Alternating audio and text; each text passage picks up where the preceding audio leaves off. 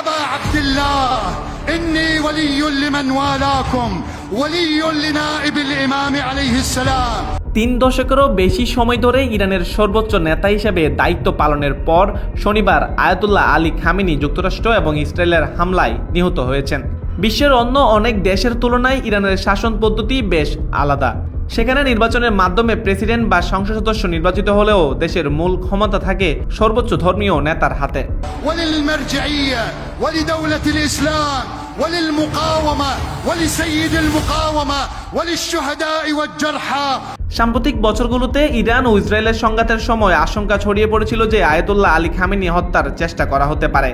এমনকি দেশটির অন্য কোনো নেতা নন আয়াতুল্লাহ আলী খামেনি কেন আমেরিকা বা ইসরায়েলের টার্গেট, সেই প্রশ্ন বহু বছর ধরে আলোচনায় আছে। ইরানের সর্বোচ্চ ধর্মীয় নেতার শাসনে এই ব্যবস্থা চালু হয় 1979 সালের ইসলামী বিপ্লবের পর থেকে। একটি বিপ্লবের মাধ্যমে ইরানের রেজা শাহ পালবীরের রাজতন্ত্রকে উৎখাত করা হয়। তাকে উৎখাতের পর ইরানে ধর্মীয় প্রজাতন্ত্র প্রতিষ্ঠিত হয়। এরপর দেশটির 2 জন সুপ্রিম লিডার সর্বোচ্চ নেতা পেয়েছে। তাদের পদবি হিসেবে আয়াতুল্লাহ ব্যবহার করা হয় শিয়া ধর্মাবলম্বীদের কাছে, যার অর্থ সিনিয়র ধর্মীয় নেতা। সর্বোচ্চ নেতা হিসেবে আয়াতুল্লাহ আলী খামেনি দেশটির সামরিক বাহিনীর কমান্ডার ইন চিফ ছিলেন। এছাড়াও দেশের সব বড় ও গুরুত্বপূর্ণ সিদ্ধান্তে তার সম্মতির দরকার হতো। এমনকি ইরান পারমাণবিক ক্ষমতার অধিকারী হবে কিনা অথবা জাতিসংঘের অনাবিক শক্তি সংস্থাকে সহযোগিতা করবে কিনা, এসব চূড়ান্ত সিদ্ধান্ত তিনি দিতেন।